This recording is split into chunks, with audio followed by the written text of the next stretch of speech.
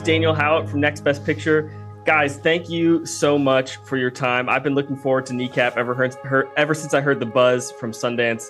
This movie is incredible. Kneecap, you guys have been making music for a long time now. How did Rich convince you not only to do a film, but to turn your own story into a movie? It took him nearly 6 months of convincing us, and a lot of Guinness as well. And Beamish. And Beamish, of course.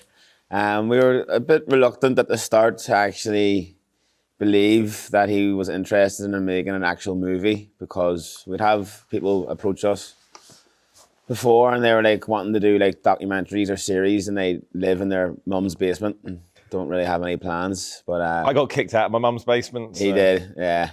He doesn't wash himself. He escaped. But yeah, eventually after a while, he warmed up to us. We started to like Rich after a few more Guinness. That only lasted a brief time, that period. But yeah, no, he came with the idea. And we've seen, obviously, Rich done work before, like the One Rogue Reporter, Shout Out. And it was all kind of the same kind of vein as the Kneecap movie, pushing boundaries and controversial and stuff. So once we've seen that there, we think we opened up to him. And yeah, Rich, this is your first, your debut directorial feature. What was the learning curve like for you hopping on to not just any feature, but a feature with energy and kind of wildness like this? Well, I think in a way, it really helps. You can have a starting point of their music, right? Normally music's something that you kind of think about maybe towards the end of the process of making a film. Well, here it was the very, foundation of it. And tone is often a thing that when you're writing something is kind of the hardest thing to nail. Like, what is this film tonally and what's it going to look like? And, you kind of know from just listening to Kneecap's music, if you're making a film, it should be anarchic, punky, fast cut, kind of creatively risky. And I think one of the beautiful things about this film was we kind of felt like nothing was, off limits. We could do whatever we wanted creatively and it would kind of work, or well, at least it wouldn't feel out of place, so that's why we have random claymation scenes and things like that. It was like, what, I don't think I'll ever do a movie again where you feel so free just to go, we just sit around and come up with mad ideas and go, solid, let's give it a go. And we didn't, we were prepared for the fact that it might sorry, Jack, I can see JJ out the court. See, this is what I had to work with. Is this sort of behaviour, But we're so happy that we were nominated and won the Oscar, so that's the main thing. Absolutely. We haven't won any Oscars. Oh, we have. It just hasn't happened yet. Oh. Yeah, it's coming. That's good. Well, Próvaí, I think we have to start with you, man. There are, for all of you, you have stage names, you wear a mask. So there's a little bit of a persona that you have for your music. But in the film, obviously, all that is stripped away, not only just performing without the stage names, but telling your own story, like we said. How did it feel in the writing process, finding the way to kind of, strip back some of the persona and show your real selves? It was like someone pulled all my clothes off in the middle of a dream. You sure it was a dream? You feel kind of naked and out there, but it was beautiful. We were very freeing. For too long now, people have been wearing clothes. No, you know what? It was good. It was class, but it's the role we were born to play. So that is true. That's true. So Rich, fair play to Rich. He had his work cut out, as you can see. So whenever he wanted us to do something that didn't feel authentic to us, he would say, like, do this here. And then we would say, no, I wouldn't do that. And then he couldn't really argue because we're the authority on us. Mm-hmm. So we know what we would do in that situation. So that kind of back and forth from Rich really honed the film. Don't know if I'm answering the question or not. I think I might went on a ring there. Hit him the neck with something. What was the question again? It's going to be a long 30 minutes, my friend. Why did I feel naked or something? Yeah. Close enough. Yeah, no, that was great. Same question for you, Naoise and Liam. What was it like to sort of peel back the personas of Kneecap and present yourselves, authentically in a film? I mean, we're still playing exaggerated versions of ourselves, even in the film, you know, because nobody wants fucking boring, mundane, day-to-day life. But I mean, we're so used to playing it now. Like, we've been doing the music for a couple of years now, so it's sort of like transferred to camera quite easily for us because we're used to, like, you know, playing this persona on stage and then you come off. So it was quite easy, and we enjoyed it quite a bit. Yeah, so obviously we did like acting classes for like 6 months to try and obviously practice acting, because apparently it's a skill you have to acquire and practice. It's fucking easy. I usually act in anabolics, but that doesn't work on screen. So obviously we're on stage with the music and whatever and doing concerts for a long time. I suppose for acting we had to kind of like hone in and like kind of condense all that energy when you're on the front of the camera. It's kind of different than you're on stage. It's like all kind of high tempo energy when you're on stage. But being in front of the camera, behind the camera, in front of the camera, and you had to really just control like all the emotions and whatever. So that's kind of what we did for the acting classes, and we'd like stare in each other's eyes for like 10 minutes during the acting classes, Which is weird. which is quite an unusual experience. Even though we're quite close, we're all best friends. Oh, One thing Not him, like, that gets overlooked sometimes is the fact that if their roles had been to play, I don't know, 6th century knights, Say the line, Bart. you can disassociate your personal self from your character, right? And if the audience see this 6th century knight and go, that 6th century knight's an arsehole, that's not a personal reflection on you, right? But when you're putting yourself up on screen and dealing with things that happen in your real life, you're asking an audience to judge you, to judge your life, to judge the people around you. And that's a tough thing. It's an act of real vulnerability and bravery to do that. And it was a real risk for them. And I think that they, should be commended massively for having that bravery. Only God can judge us. I think, as Próvaí touched on earlier, that made Rich's job very hard on set, because he would ask us to like dance or something strange like that there, and we just tell him no. That was it basically. So I'm sure it made Rich's life a lot harder. We got there. You got there. And yeah, like you guys said, you don't want a boring movie that's not going to represent the energy of your guys' music.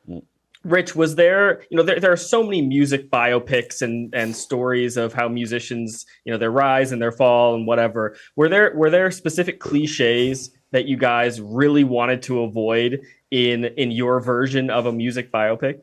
Yeah, I mean, the music biopic genre has been run over about 1,000 times, and I think that often biopics are made about bands and people who are dead or at the end of their careers, end of their lives, and it was kind of an interesting concept about making a biopic in real time, right? I think that was kind of a starting off kind of idea, was how would that play out? And for us, 6 years ago, starting out on this journey, I don't think we could have believed quite how the serendipity of their debut album coming out a few weeks ago and the film coming out at the same time, that real-time biopic, it has played out exactly like that. And that's kind of a cool thing. In terms of other cliches, I mean, I think that there's certainly beats within the film which fit within the biopic genre. I think it's hard to completely avoid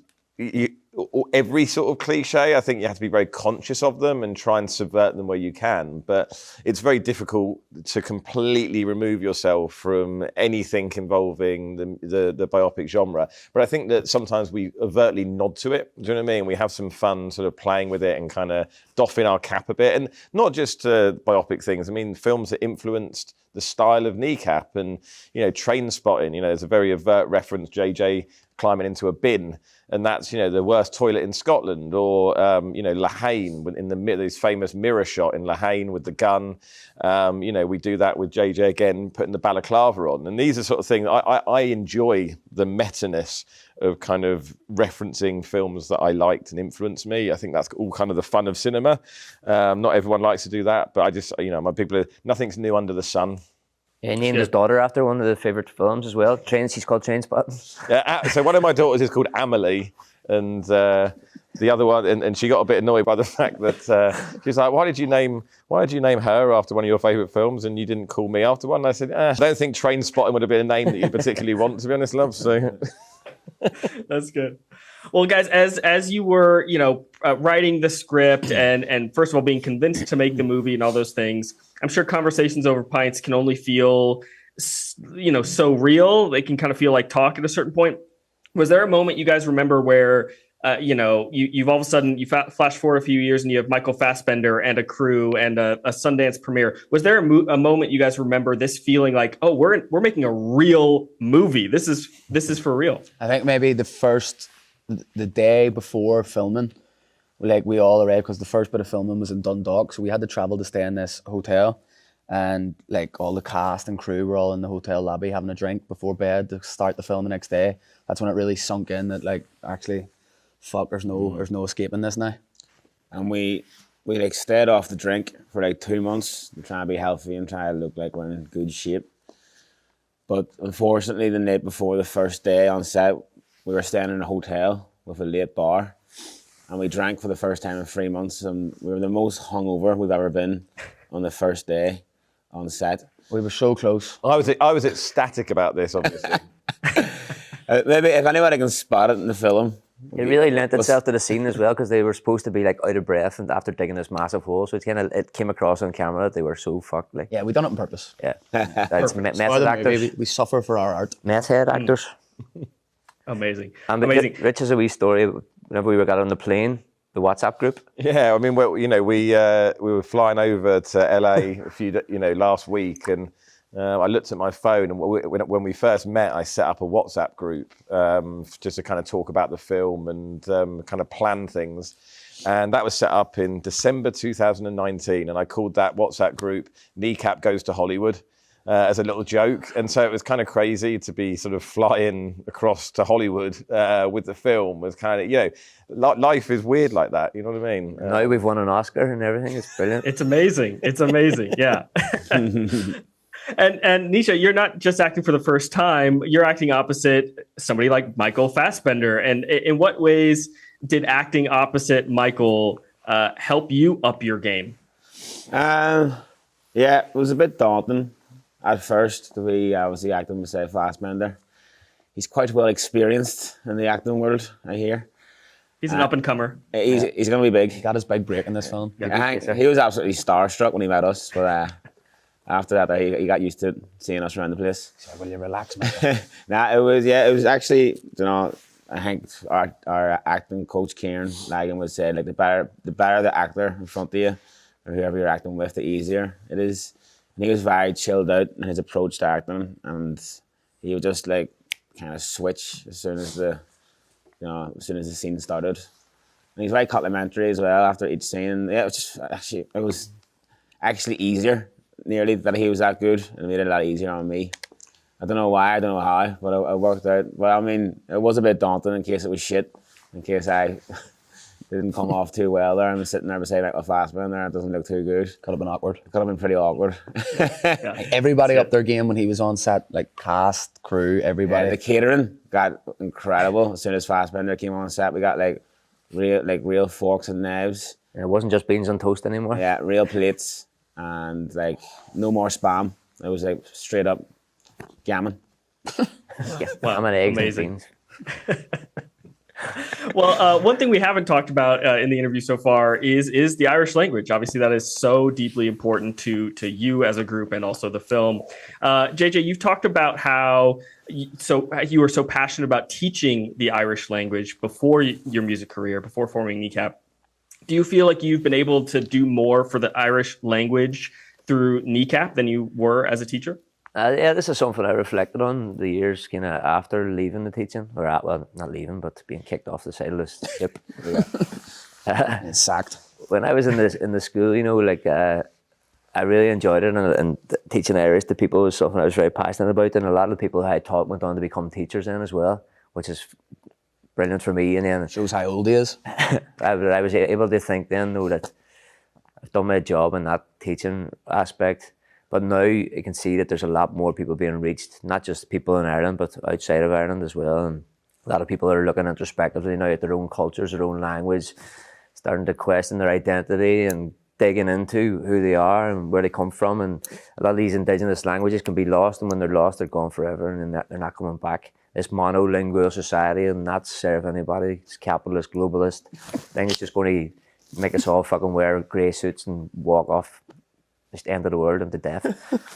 So it's beautiful to have all this tapestry of different languages, indigenous language, and people need to, you know, look inwardly and learn their indigenous language and all that shit, you know, or something.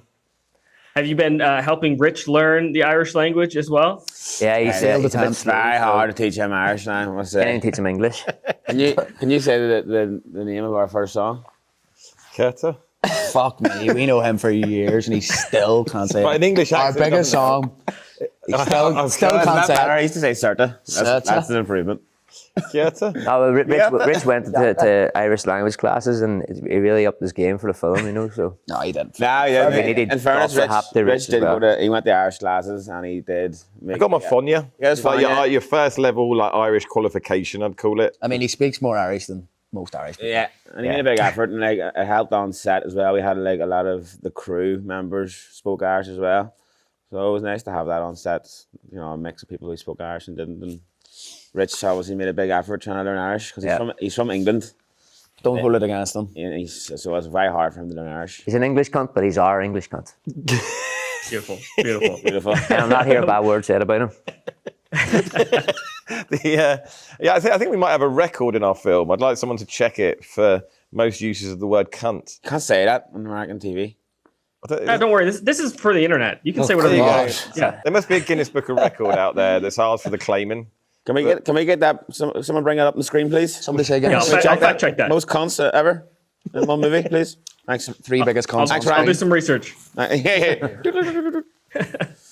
Perfect. Well, Rich, the visuals of the movie are incredible, and I think I already said, just capture the energy of Kneecap's music so well, so much energy. Tell me about working with Ryan, your DP, and crafting the visual style of the movie. Yeah, I mean, you know, Ryan wasn't someone I've worked with before. That was kind of something that worried me at first. You know, having a DP I hadn't worked with. But I remember the first time I met Ryan to have a coffee and maybe discuss working together, he brought along a George Saunders book with him that he was reading. And my favourite author is George Saunders. And instantly I was like, this is the man. If he likes George Saunders, then we're going to get on. And, you know, for us, we spent kind of, 2 months before filming at my kitchen table planning out everything. Like there was over 1,000 storyboards for the film. And we just really had a great time kind of trying to one-up each other on every scene, like who could come up with the kind of craziest idea of how we would approach it. And very early on, we kind of went, you know what, on the time and the budget we've got, we're not going to have an ability to kind of do what you call your standard shooting, which is shoot a wide, shoot a mid, shoot a close-up, and also have time to throw in creative shots as well. So we were like, you know what, let's take a big gamble here and dispense with some of your safety shots and just throw ourselves into some of the madder stuff. And then that just involves a lot of planning to really feel confident that you can cover a scene just with some of the more creative shots that we chose.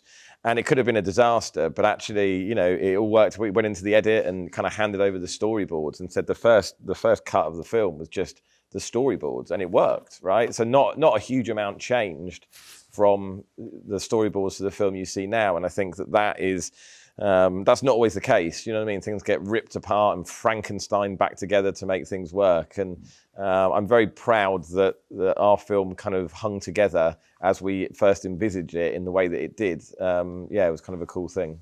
Yeah, and obviously the reception has been phenomenal. I mean, Oscars already won, of course. What was it like watching this movie with a crowd for the first time? I'd love to hear each of your kind of experience with that. I mean, it changes depending on where you are in the world. Obviously, the first time we seen it in front of a crowd was Sundance in Utah, obviously. So, like, that was the first sort of initial one, which was good. But I feel like because we kept it so colloquial and we wanted it, obviously, to be as authentically Belfast as possible, there's places like Glasgow and stuff that really understand it, like a lot of the like references about the Orange Order and stuff. So I'd say watching it in Glasgow was a great experience. Like we've been to loads of Q&As and we don't really sit through the film anymore. We just arrive for the Q&A after.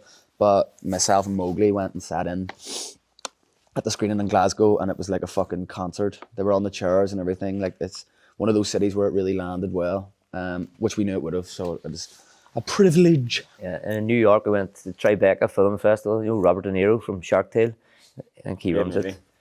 And that was an experience. But it's then that you kind of know that it's going to be travel international, and that people get what's happening, and it's not just falling on deaf ears. But if you were to have a laugh graph between Belfast and America, you would get peaks and troughs at different. In America, they're laughing at different points. Where in Belfast, they're laughing at different points. Yep, some jokes landed in certain places, like stuff that we didn't think was even funny.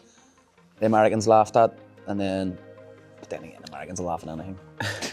I think it's a testament to the movie that I think half the audience actually don't know what we're saying most of the movie. Not just the bits in Irish, but the bits in English. I met a person after the film the other day. She was like, I needed subtitles for the English bits. I couldn't understand what you were saying, but I loved it.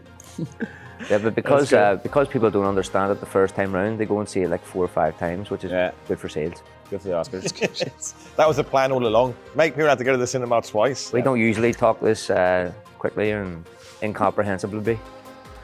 Well said. Perfect. Awesome. Well, guys, that's my time. Thank you so much for the movie. Had a great time and Thanks so appreciate the much. conversation. Really appreciate it. Yeah. Cheers. Thank Have a nice you. day, sir.